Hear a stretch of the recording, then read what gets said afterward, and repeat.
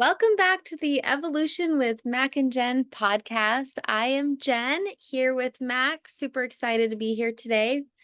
Um, what are we going to talk about today, Mac? Okay, so we're going to talk about something that is one of the most challenging things that I think people are going to experience, and that is being kind of inside of a relationship. And this can work outside of one as well, but being inside of a relationship and beginning to get what you want, like when there's kind of that little bit of battle going back and forth. It's like, oh, he said, she said, you're not doing enough, he's not doing enough. I just want him to step up, I just want her to listen, or I just want her to like put out, like whatever the topic might be. It's like, how do you actually get what you want and heal what's been going on or change that pattern? And being married, it's so like, or in a serious relationship, it's so challenging because you can't control it, and the more you try to control it, the worse it gets, right? Like that's the challenge of a relationship. You can run solo and like create an amazing life because you're in control, but part of growth and progress in life and everything is the ability to have the skills and the keys and the intentions of what's required to be able to have it all inside of something you're not controlling, and have that beautiful like abundance coming to you, that the things that will shock you when it happens, that blow your mind often. And it's kind of that process of a little bit of letting go and then receiving it when it happens. But to get to there's some stuff here, and most of you are not going to like this. This is where most people are like, yeah, I'm not listening to this guy. Where I'm gonna go listen to somebody else that's gonna pat my back and say that a girl, that a guy, whatever, and tell me what I want to hear instead of what I don't want. So, right here's where some people begin to go, see you later. I don't want to hear what you have to say because I'm not the problem. That's what most people are going to do right here. Well, And I feel like Mac, really quick, that the one reason that most people, when there is a problem inside of a relationship, they go to their friends, or we go to our friends and we talk about it because our friends will validate what we're saying, which makes us feel good. But when our friends validate our complaints, nothing changes. no, It feels good. if anything, it Nothing. makes it worse. It makes it worse. And so, Yeah. and I see that on, especially on social media, when people are inside some of these groups I'm in complaining about their husbands, or they say something about their man, and the whole thread, every comment is like, he's an asshole, divorce him, leave him, you can do better, da da da da da. And then I comment something completely opposite of what everybody else is commenting, and then I get attacked. But Yeah. my comment is literally the only comment that may actually like solve the problem as opposed to running away from it. Yeah. Even to that point, even asking someone the question of like, is that the whole story? They come in and say, oh, he's doing this and this, and it's like, I mean, we've been around long enough to know when somebody's presenting it, especially online, it's very much biased to their version of the story, right? And even simply asking them the question of saying, is that the whole story? Is that exactly what he said? Is that exactly what you said? Even that will result in massive backlash. You're just like, why are you questioning them? They went through it, and everybody attacks you because they're also trying to justify their own position, and they don't want to face the truth of the matter. So one of the big things is just getting real honest. And when you get around true friends, they will call you on your shit, right? Like, or good coaches. So Mac and I were talking the other day, and we actually have, I think, quite a few people in our life, and just like people that are having problem, maybe you can say problems inside their relationships, and people that want either out, or people that want change to fix the relationships. And we were talking about it the other day, and I said that I think, well, first of all, I think one thing I'm going to say there's two things that are needed. Well, okay, let me just go back. One thing is that there needs to be a strong desire for what you actually want. And I think like, because if you're not certain in what you want, you're not going to get it. Like if you have one foot out the door, if you want to fix things, but you have one foot out the door, nothing's going to get fixed. You need to like be certain in what you're going to do and kind of go all in with it. But I said the only way I think for relationships to like be fixed or change truly is what did I say the other day? It's you only you you have it's not about the other person necessarily changing, or it's not about really the only thing that really needs to be changed for things to really be fixed is you must change the way you look at your partner. Hmm. Remember? Hmm. Yep. Does that make sense? Any sense? Yeah. It does make sense. I mean, I think there's a lot of pieces to that, right? Like it depends on how, where, or how you're viewing them. Because I was talking about my friend, and mm, I saw her like 2 years ago, and 2 years ago she was in a marriage for like 15, 20 years, but they were separating. She had a boyfriend. She couldn't stand her husband, and she wanted out so bad. And she had already had a boyfriend at that point. And then a year later, I see her again, and she was so feeling so happy. She seemed so much lighter and freer. And her and her husband were back together. She was more in love with him than ever. And I said to her, I said, "Well, what changed?" And she said, "I changed the way that I looked at him."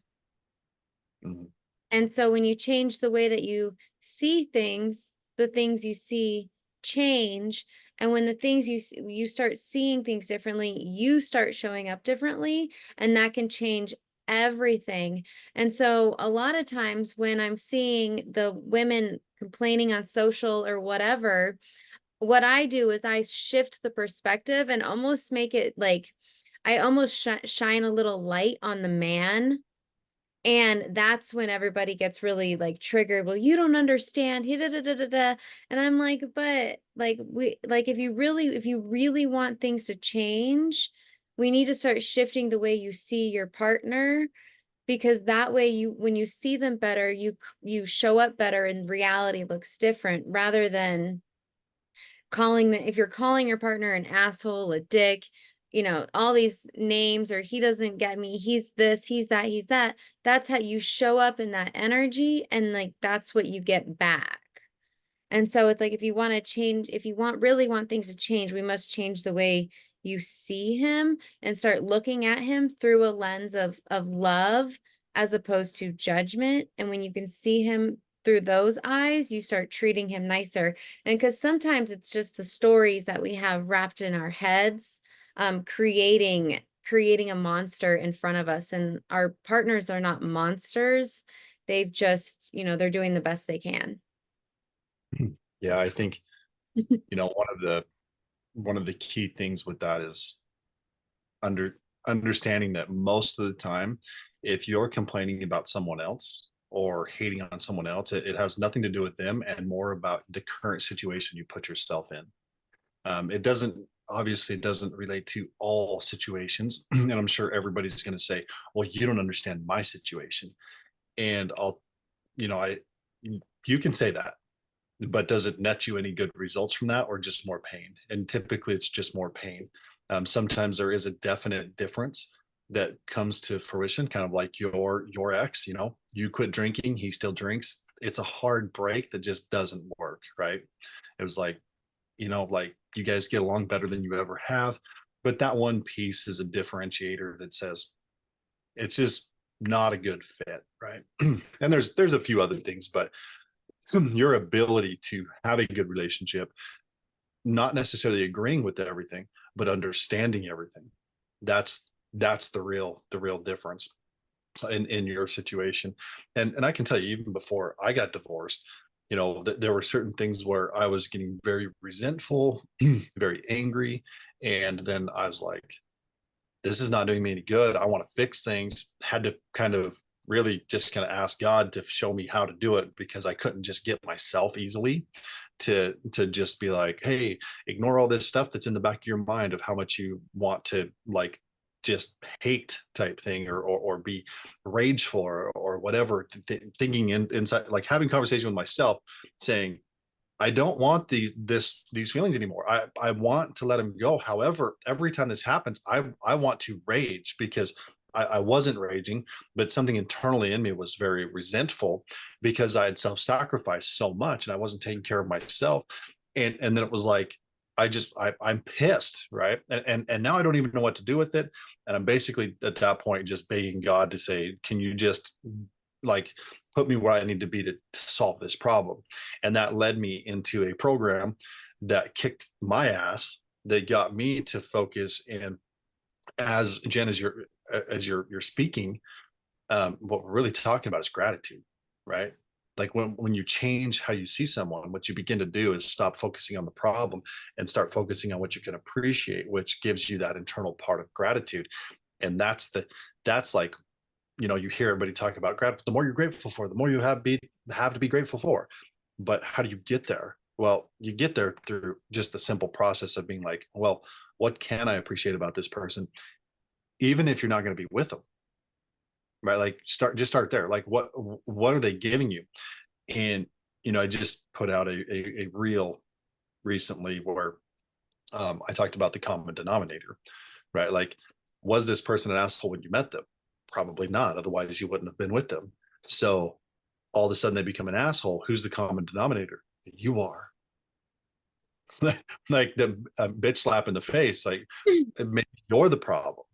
Like, I mean, and they'd be like, well, no, he started drinking more.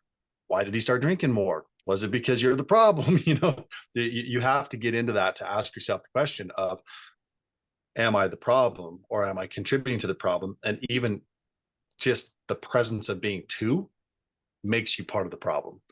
And so when I was going through this, I basically went into the program, got my ass kicked, and just started appreciating. Just quit focusing on what I didn't have.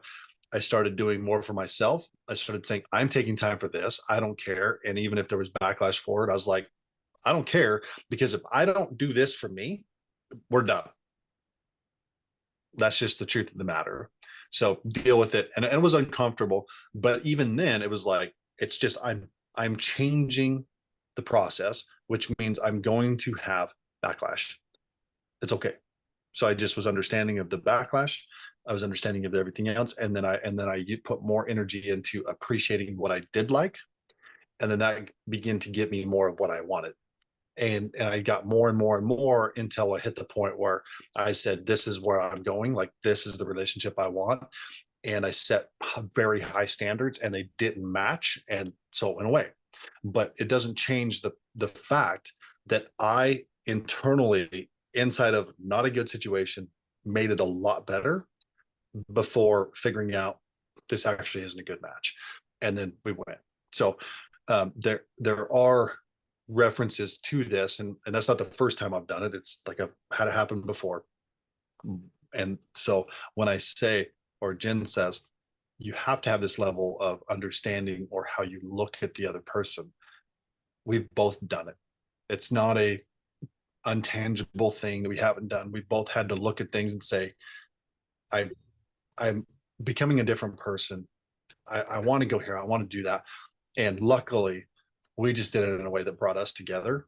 And now we operate in that space. So there's really no contention or resentment that comes about for very, there might be some stories that pop up here and there, but it's just very calm and begins to level off rapidly.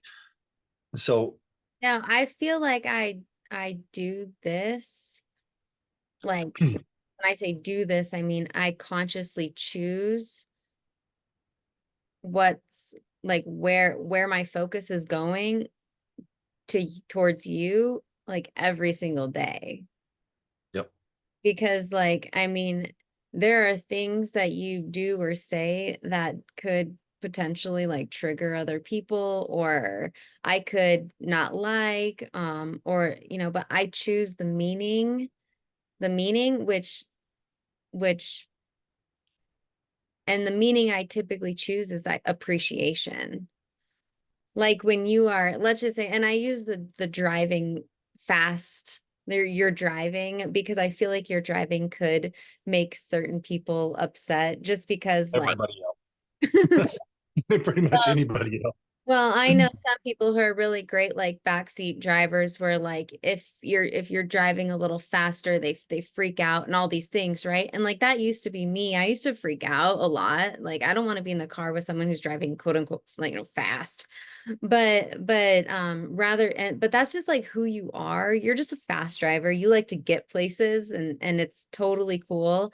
And so I just choose to instead of focusing on thinking like he doesn't care about me and my life because he's driving fast and he's not it's more like no, I just focus on like I appreciate that you're getting us from place A to B in a prompt speedy time. Like I appreciate that you actually get us there and like I appreciate that you're like paying attention when you're doing it and you're not like I focus on what I appreciate about the way that you drive rather than what I don't or couldn't, right? And so it reflects in how I show up when we're sitting in the car. Like I just chill. Like I'm not worried about it. And I think that like there's other things though where it's like the more that I let go of control, the more I can appreciate about like what's happening around me, where like I let go of trying to control you. I just sit in appreciation for like what you do and that just really helps me to just show up in a more like relaxed manner, if that makes sense.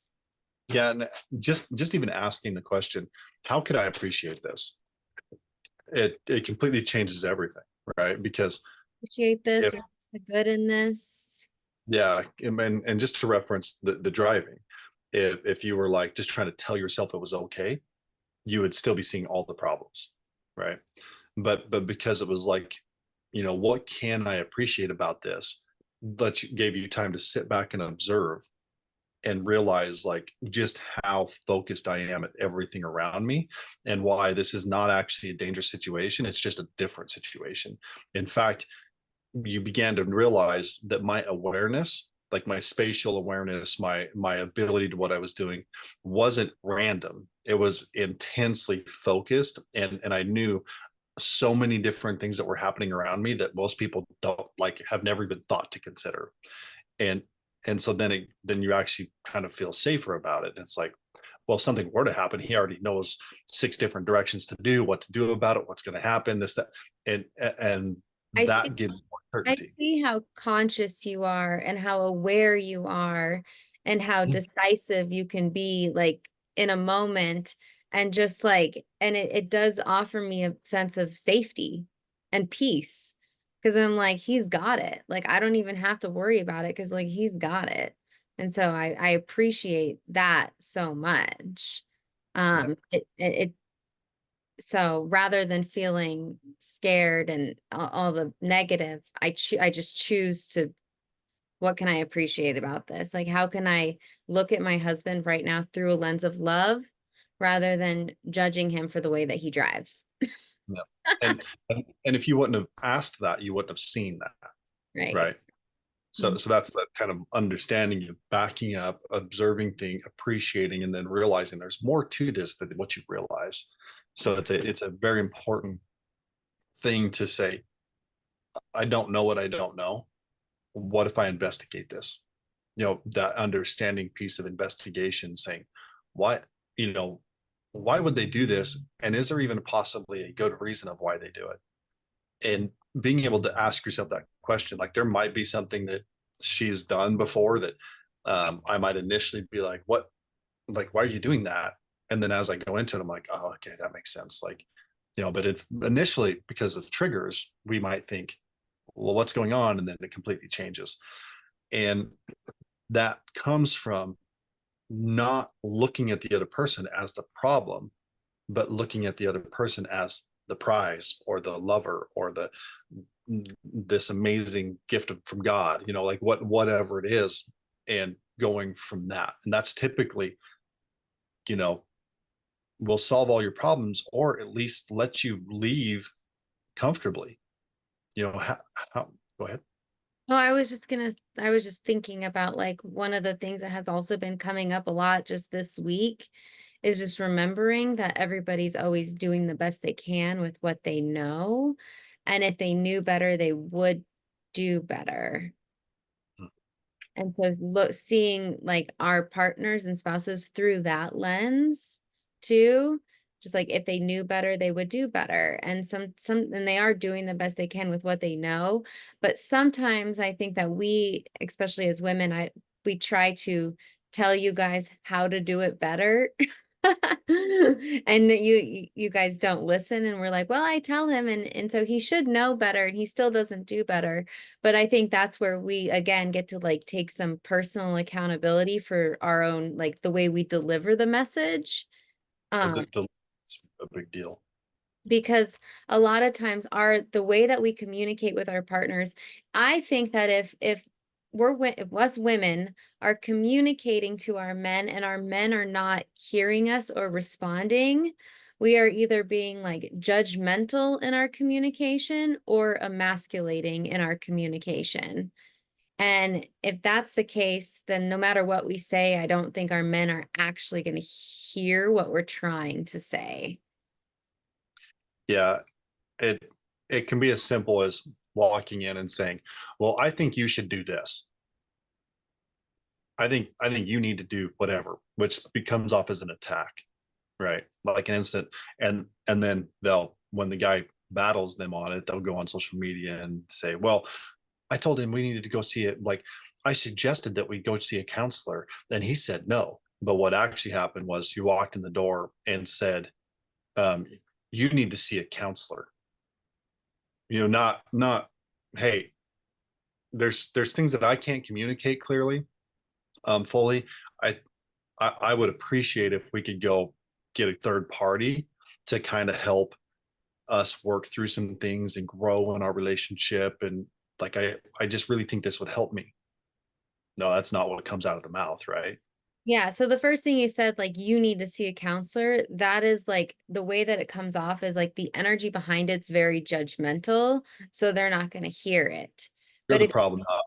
you're the problem, not me, it's a judgmental energy. But if you shift the way you speak, it shifts the energy and then they hear it more. But I really think that that's why I say the first thing you need to do before you can start shifting the way you speak sometimes is shifting the way that you see them. Because when you stop seeing them as the asshole or the problem, you can start looking inward and saying, no, I feel like I really want to change this. I feel like, you start taking a responsibility for your part in what's going on. And so when you shift, That's uh, like the responsibility of your part, which means the humility to own your shit. and it's not just us ladies that are the problem, like the men get to take responsibility for their part in it too, but it's like we can only do what we can do. And so most of our frustration comes from trying to change the other person, and but if we're trying to change them, again, we're judging them. We're not loving them. And so it's like, how can we love them? How can we see them through a new lens so we can communicate to them in a non-judgmental way that they can actually hear, which will really start to shift things. But the problem is we we don't focus on, if we want things to change, we've got to focus on how we changing the lens in which we see them so we can change the way we show up. If we don't focus on that, like nothing's going to change. So going to a counselor and just talking about past problems, and yeah, it could shift the way that you start to see things because it's about changing your perspective. But really it's like how can I start to see my partner how I saw them in the beginning? So I show up differently, and then things will really start to change. And I just know that the lens that I look at Mac through is dictates how I show up with him. And because I choose and desire a certain relationship, I choose to see him through a lens of love instead of judgment. And so even if he does things that I wouldn't necessarily do or that I may not think is the right way, I choose to seek to understand why he's doing these things and remembering that um his intention is pure. Yeah. One thing I want to just add, um, sometimes there is a time when you got to speak up and voice your opinion, right? And so like the other day, just go with the driving it scenario. We're driving over a mountain pass. I decide I want to have some fun. I take off, and it's at one point she says, "This is like," it was very soft, but it was kind of like, "I don't like this," just something to that degree. And so I'm like, "Ugh," like, so I internally backed off. I don't think she felt like I backed off, but I did, right? Like, so she spoke something, so I was like, okay, don't go, try not to go past this limit, like, because my limits are like, there are no limits, like I will push a vehicle to its limits, and so that it's like I very well know the capability, but she said that, so I'm like, I don't want to go beyond what she's speaking now, because this is like where she's at, and so back off, and so like the point is, sometimes you still have to speak what is internal for you. Otherwise, trying to overcome it mentally or emotionally for yourself will make you resent the other person. That's just a common thing. And so I try to go, internally in myself, be like she doesn't complain hardly ever, doesn't say anything, and I want that space. I want to be able to not have to worry about how I'm driving all the time. So she says something, back off, because if something happens after that point, after she said something, like let's say a deer runs out the road and I smoke the deer, freaks her out, causes trauma, even though most likely nothing physically would actually happen, it would just be scary. I know that. I know the process of like what happens, everything. I'm not worried about it. But if that were to happen, now I'm going to be dealing with trauma. Now I'm going to be dealing with a whole different set of rules. I'm like, maybe I just back off a little bit. Like, I don't need to, and so I'm trying to honor her while still kind of having a little fun for myself, and she has to say that when it's time to say it. There and it happens every once in a while where she might just say, I don't like this, or I don't want to talk about this anymore, because there's triggers coming up and whatever, and it's like, okay, all right, and then I'm understanding, right? Just like give it some space, give it some time, and vice versa.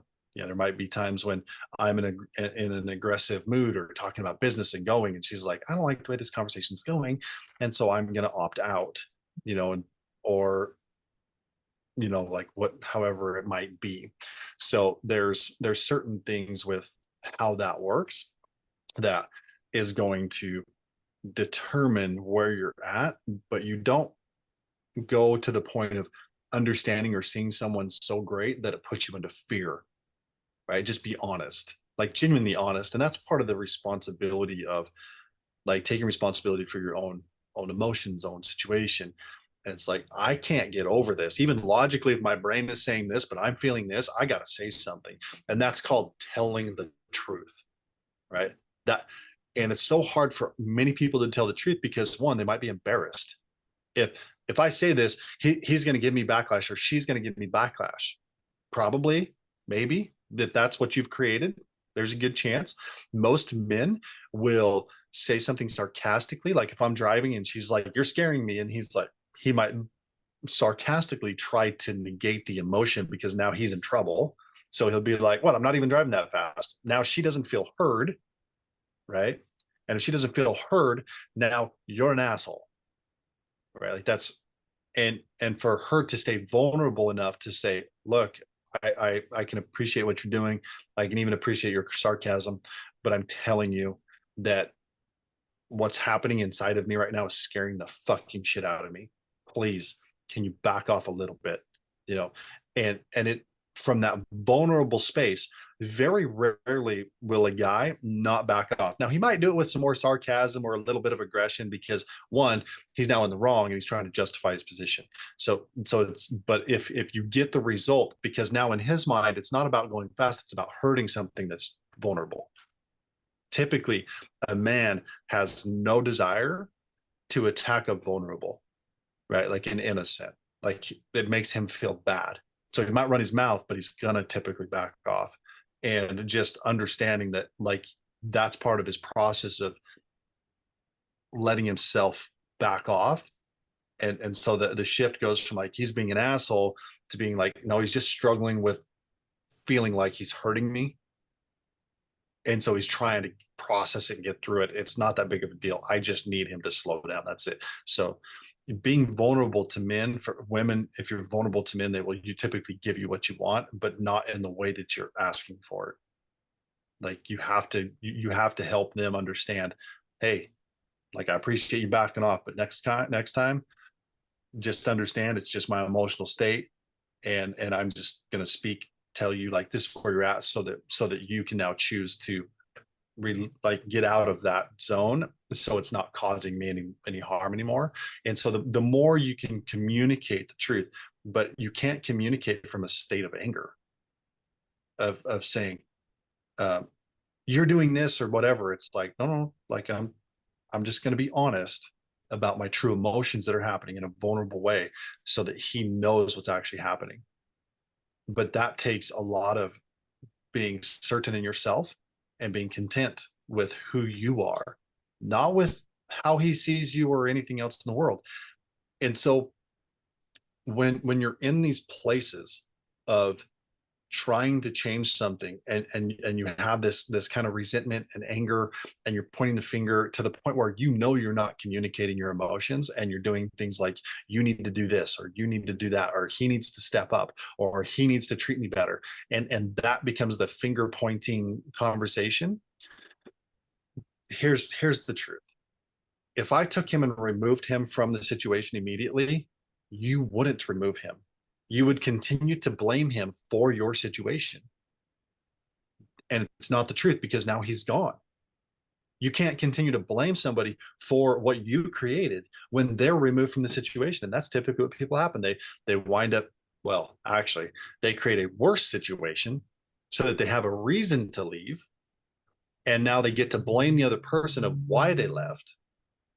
And that becomes the narrative, but they still continue to live the shitty life they live because they're not owning the fact that they created it. There's no personal responsibility. There's no humility to submit to something different, to say, hey, the honest truth is I wasn't telling the truth. I was holding it in. I don't even know how. I don't have the courage to speak the truth. Maybe I need to work on just finding the courage to be vulnerable enough to feel the pain and discomfort of the releasing it from, having the emotions, spitting it out and dealing with what comes later, right? Even if it's uncomfortable. But I know that if I continue to do this, the more vulnerable I am, the more I'm going to attract that side of this man or the right man, right? Like that's where the pieces begin to shift. If you continue to be resentful or blame or whatever, and the relationship ends, you're going to continue to attract men that are, one, they're either trying to fix you, they're trying to save you, and you don't want that. You want a man that can see the vulnerable side of you and be like, that's something I want to protect, not fix. Like that's something like I can appreciate this. I can appreciate the vulnerability. And this is now precious to me. And now this is something that I can cherish. And when you begin to be cherished from that true space of vulnerability, it will, like, you will receive feelings and emotions that you've never experienced before, and vice versa. When the guy, when you begin to just cherish a woman at that level, as if she is vulnerable, as if she has the humility, as if, right, when you start to give her that certainty and security of being those things, and without any pretenses, without, oh, if you do this I give you that, no. Okay, there's a, I'll go that in a second.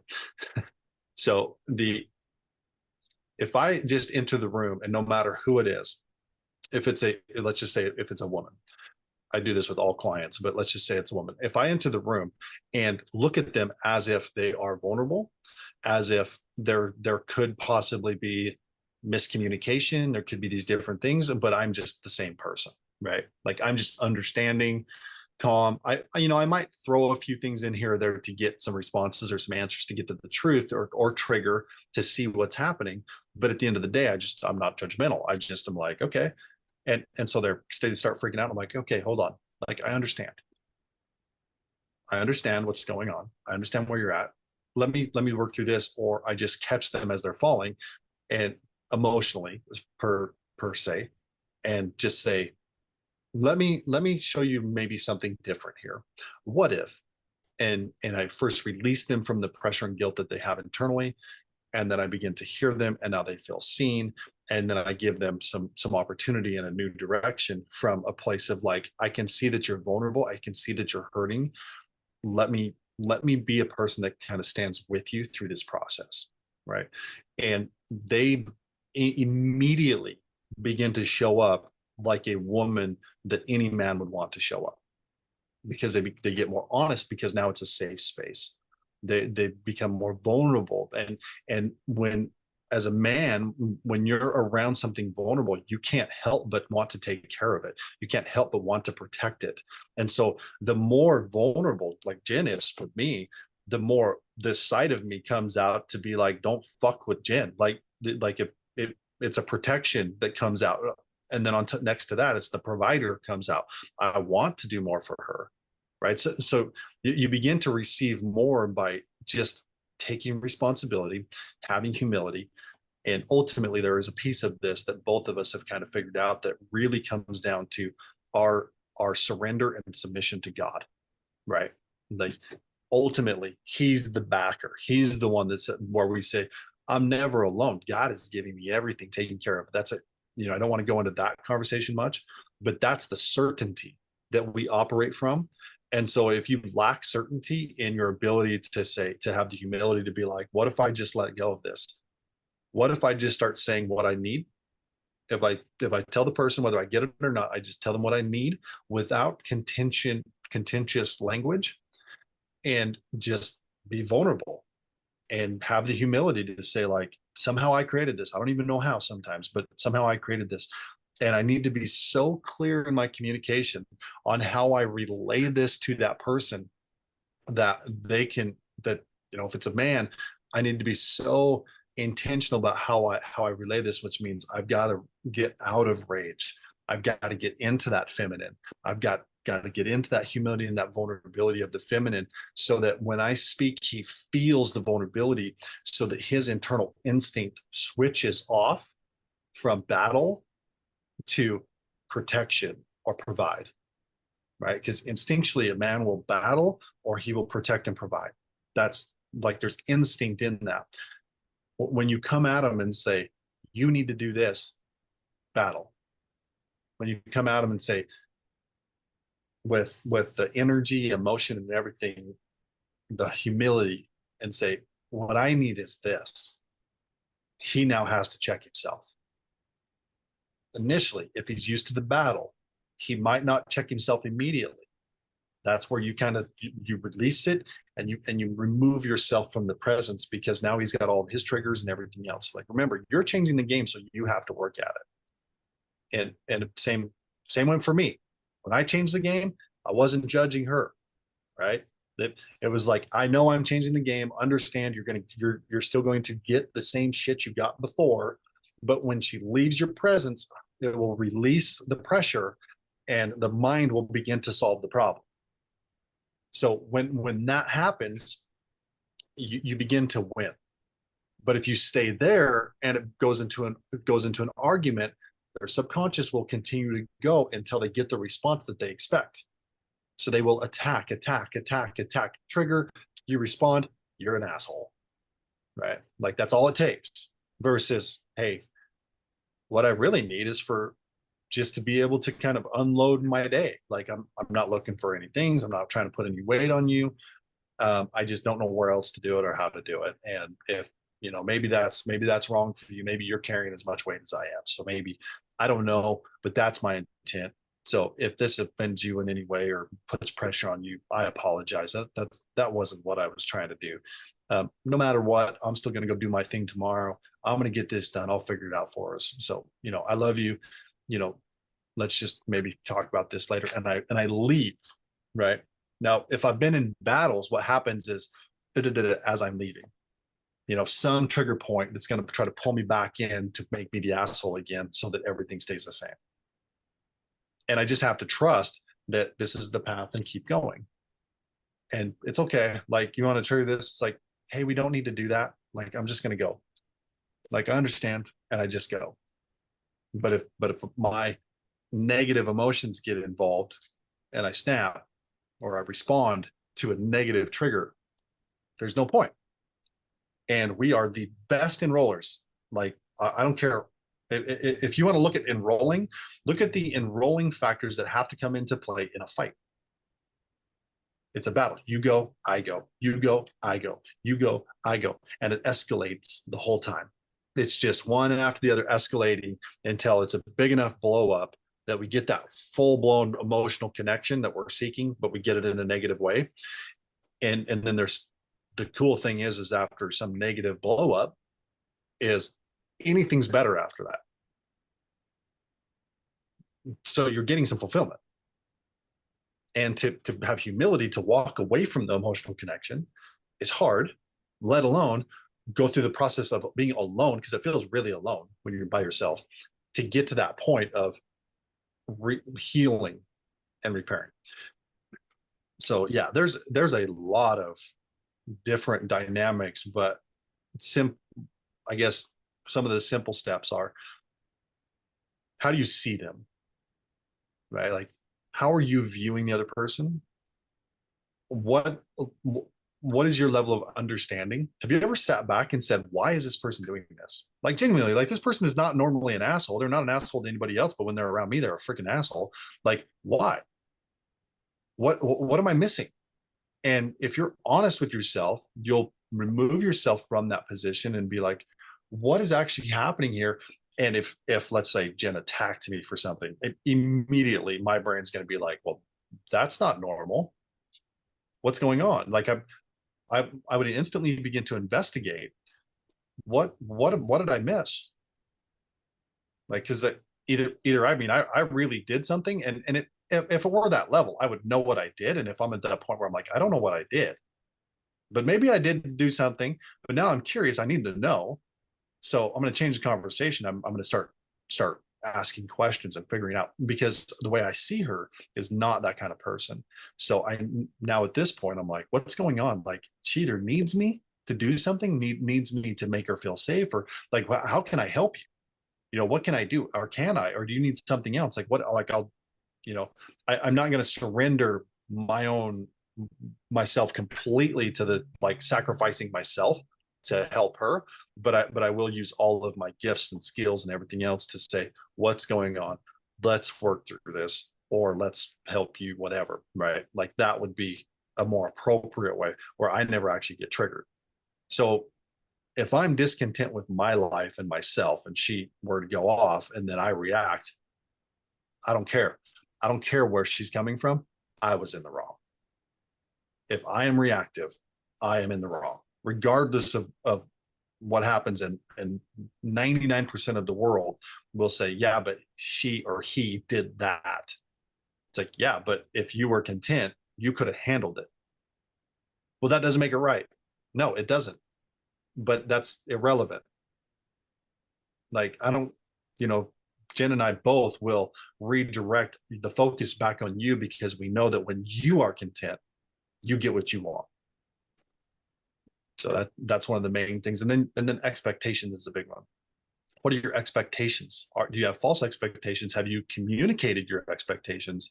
Like, most of this comes down to the actual ability to have humility, to have your expectations. And there's a lot of good, like, Bible verses and stuff. But if you kind of look at what Jesus taught, there's this one, I can't remember where it is, but it says, if you come into, well, here's the setting. You're going to a dinner and everybody's there and there's a long table. If you are entitled and you walk up to the head of the table and think that you're sitting next to the king or whatever, and then the king says, no, this is not your seat, and moves you down the table somewhere, now you're embarrassed. Now you're triggered, everything else. Whereas if you come into the table and sit at the far end of the table, the king will put you where you belong, and then you're supported. So your expectation often becomes, this is what I expect from him, her, or whatever. And you have this expectation, but it's improperly placed. And therefore it's causing you embarrassment. And therefore now you're resentful. And now you don't even want to sit at the table. You're like, screw you because I'm embarrassed. Right. Whereas when you enter the room and you're just content with like, I don't care where I'm sitting, as long as I get food, I'm good. Like, these are the people I want to hang with. Does it matter where I sit? No, I don't. And then he comes over, the king comes in and brings you and puts you right next to him. It's like, oh, this is cool. And then you gain all the respect. Your level of humility will determine where you sit, not your level of authority.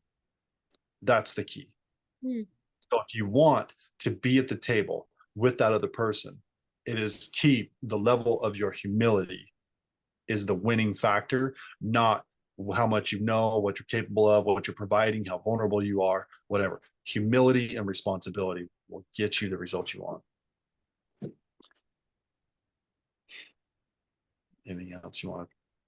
Kind of went off on a roll on that one, but No, that was really great. But I'm just wondering, like, if you could wrap this podcast up with just like, a quick one sentence or two sentence, like wrap up. Like, what is the point of all of this? Or why is this important? Or, to be happy, to mhm. have a great relationship.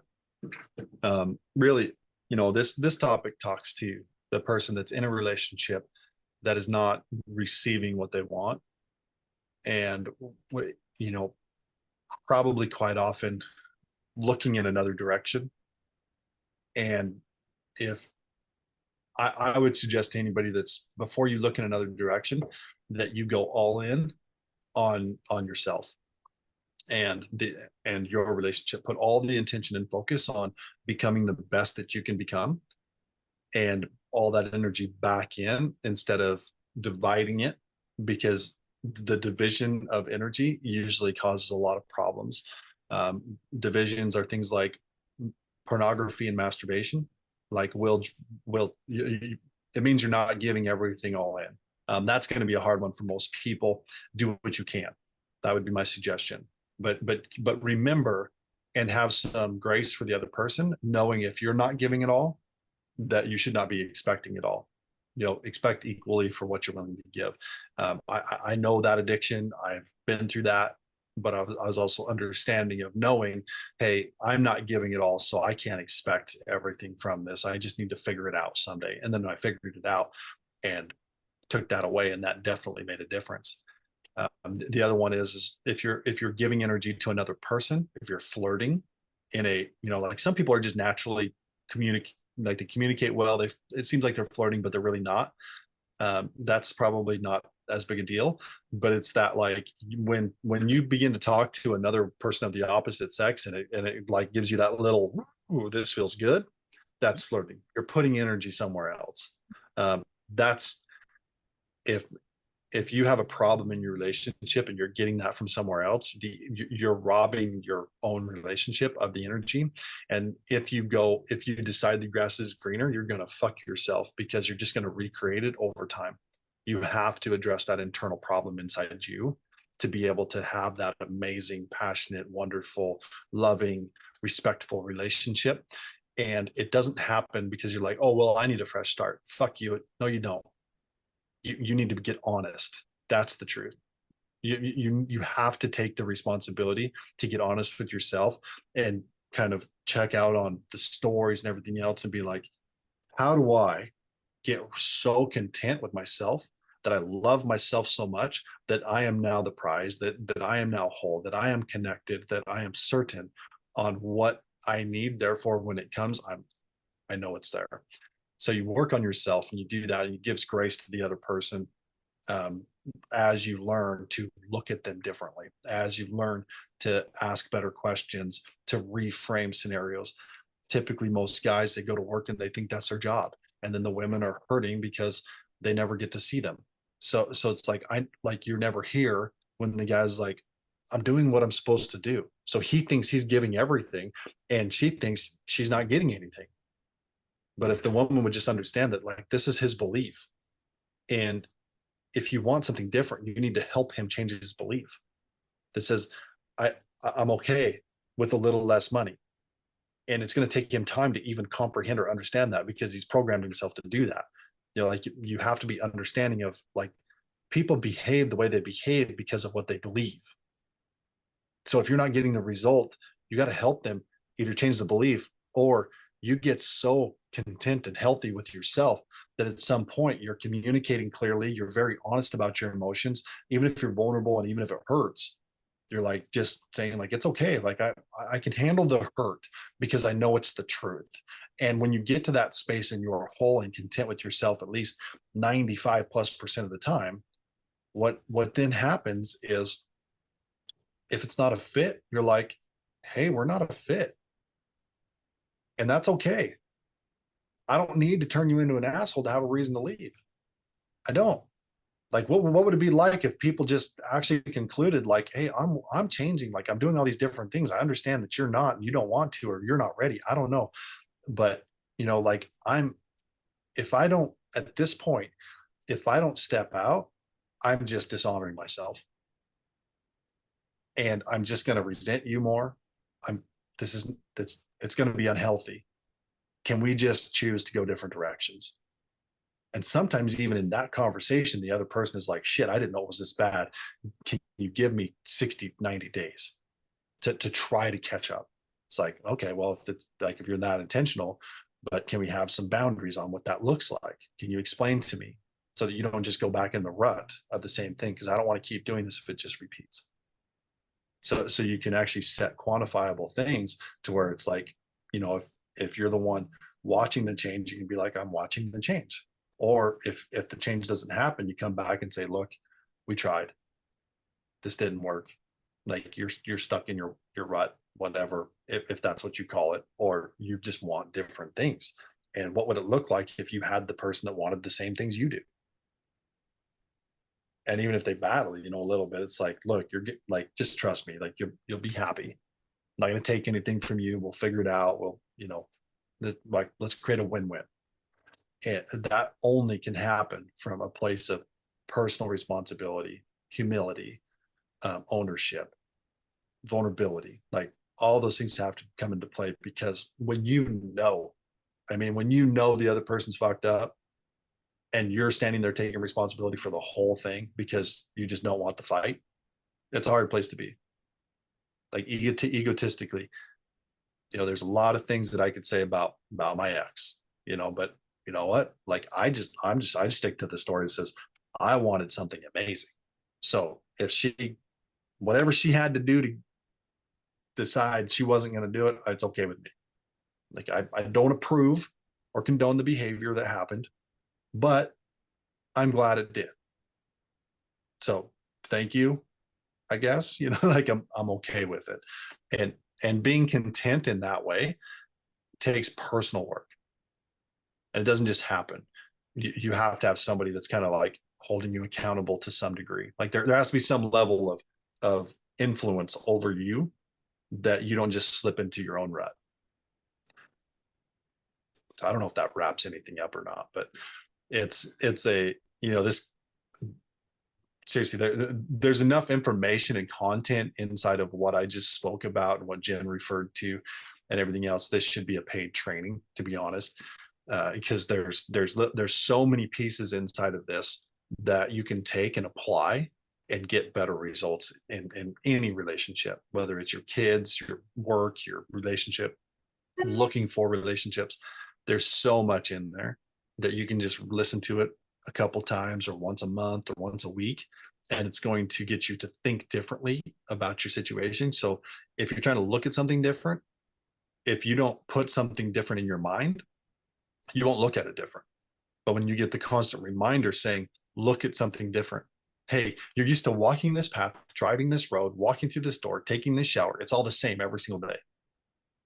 But what if we introduced something that you saw every day that was different, that was a reminder that said, look at things different.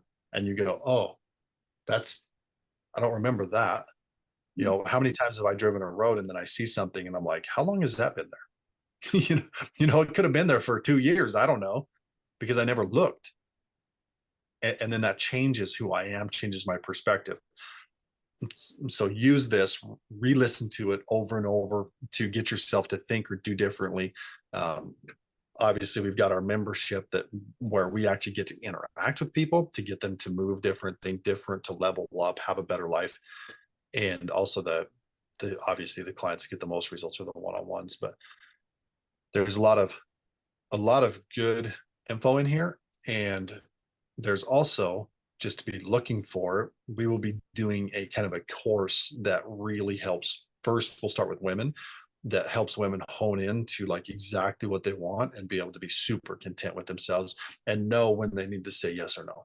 Like, it won't be a question of like, oh, do I, and get all emotional and stuff. It will be emotional, but it will be a very positive, powerful, calm emotion that is a instant yes or no. And I'm okay with either one. And it's a really cool place to be. So, is there anything you want to add to that, Jen? That was wonderful. No, it was perfect. Yeah, Awesome. All great. right. So, and that training, there will be more coming. Like, Jen will be the lead on that, because the women need to hear from a woman. Like, I will touch on points.